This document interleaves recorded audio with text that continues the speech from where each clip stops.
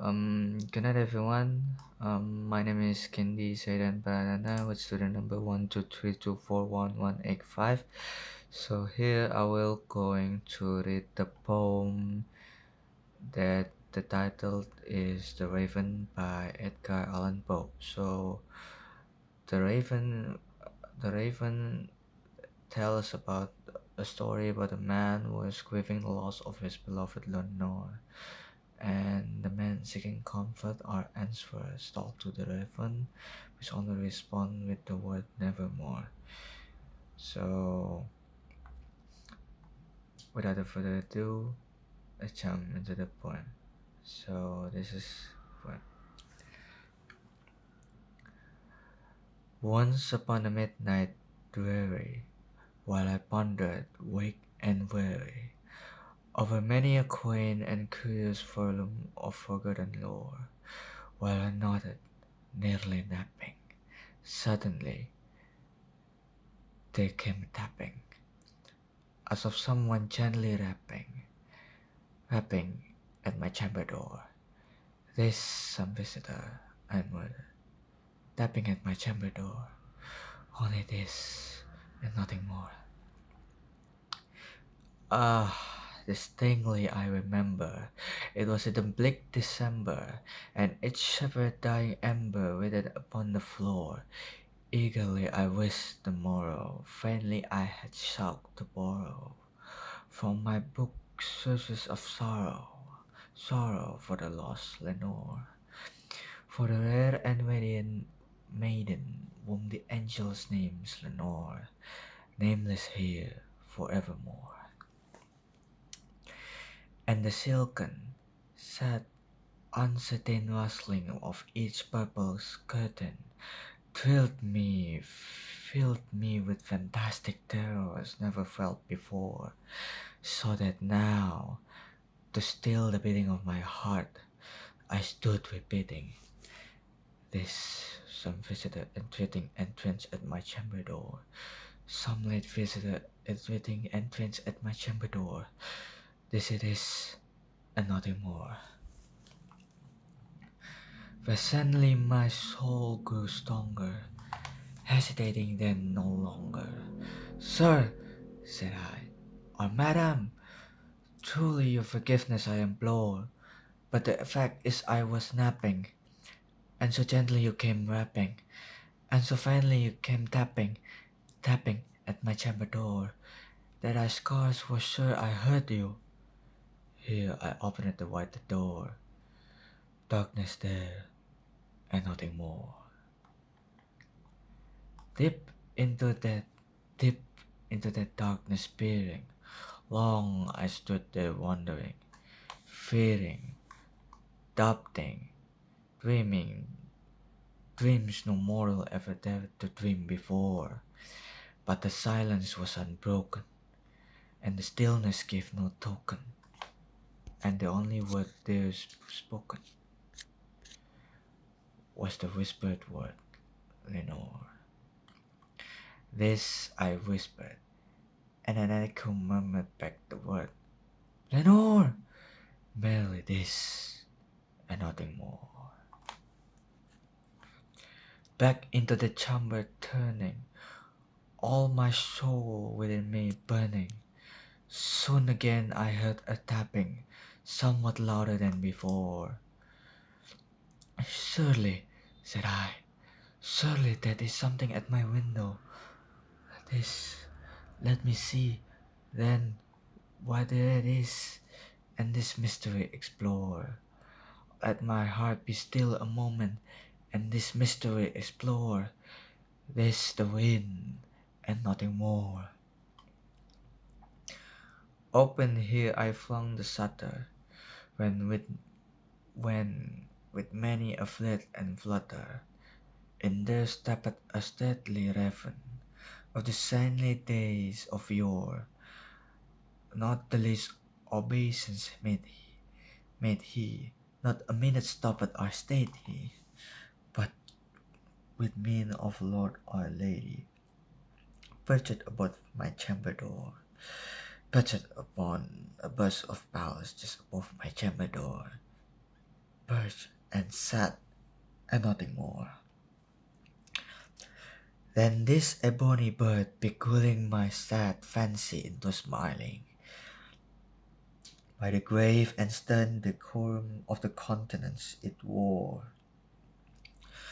Though thy crest be shorn and shaven thou, I said, art sure no craven, ghostly grim and ancient raven wandering from the nightly shore. Tell me what thy lordly name is on the night Plutonian shore, quoth the raven, nevermore.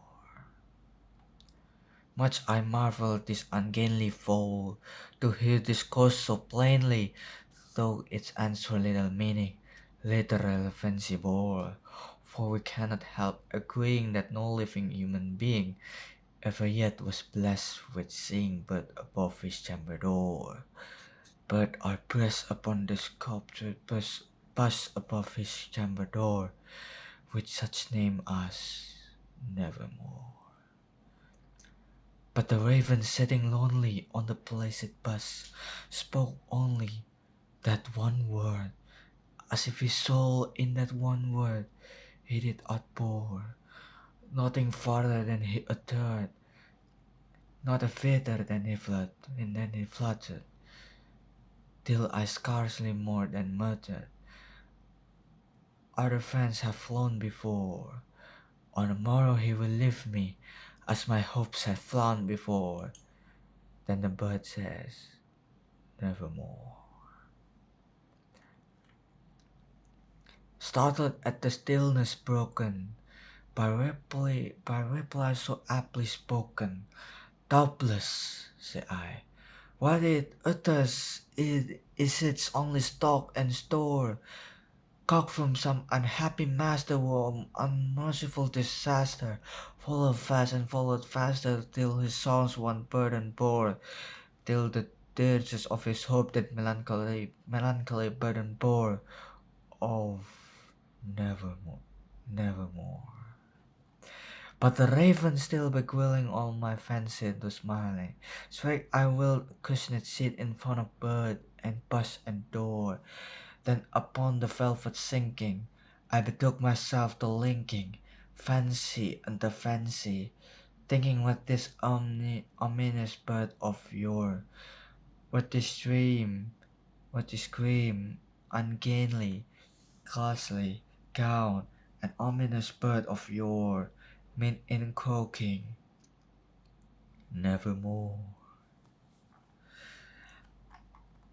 Thus I sat engaged in guessing, but no syllable expressing, to the fall whose fiery eyes now burned into my bosom core. This and more I sat divining, with my head at ease reclining, on the cushioned velvet lining that the lamplight gloated o'er, but was velvet violet lining with the lamplight gloating o'er.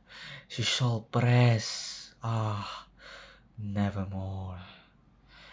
Then, methought the air grew denser, perfumed from an unseen censer, swung by seraphim whose footfalls tinkled on the tufted floor.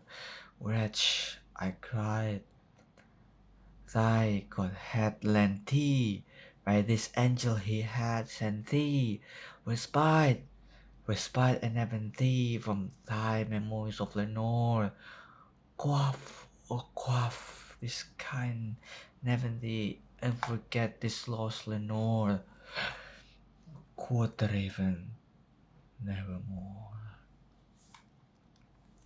Prophet, said I, think of evil, prophet still, if bird or devil,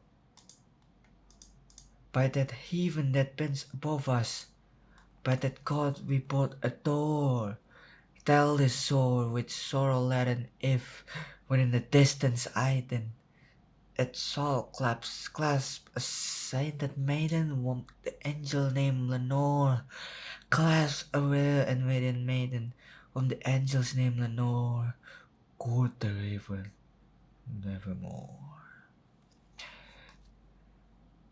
Be that was our sign of parting. Bird or fan, I shrieked, upstarting. Get thee back into the tempest and the night Plutonian shore. Leave no black bloom as a token of that light thy soul had spoken. Leave my loneliness unbroken. Quit the buzz above my door. Take the break, take thy pig from out my heart, and take thy form from off my door. Oh, the raven, nevermore, and the raven, never flitting, still is sitting, still is sitting, on the pallid bust of walls just above my cabin door, and his eyes have all the seeming of a demon's that is dreaming, and the limelight o'er him swimming throws his shadow on the floor. And my soul from out that shadow that lies floating on the floor shall be lifted nevermore. Thank you for listening.